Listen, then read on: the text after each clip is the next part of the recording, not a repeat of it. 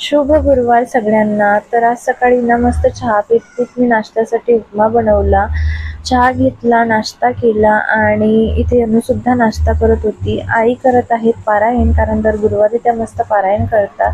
मी अंघोळ करून स्वयंपाक करायला घेतला. स्वयंपाकामध्ये आज मला बनवायचं होतं वरण भात, चपाती, मूग वड्याची भाजी आणि रस.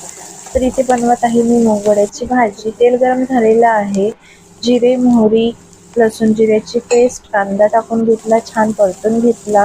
नंतर त्यामध्ये हळद, तिखट, मीठ, धने पावडर, जिरे पावडर, गरम मसाला, मीठ टाकून छान परतून घेतलं. नंतर त्यामध्ये टोमॅटो टाकले, टोमॅटो छान शिजवून घेतले आणि नंतर त्यामध्ये बारीक केलेल्या वड्या टाकल्या आणि गरम पाणी मी आधीच करून ठेवलेलं होतं. वड्या छान 5 मिनिटं परतून घेतल्या आणि त्यामध्ये नंतर मस्त गरम पाणी घालून झाकण ठेवून भाजी छान 10 मिनिट शिजवून घेतली.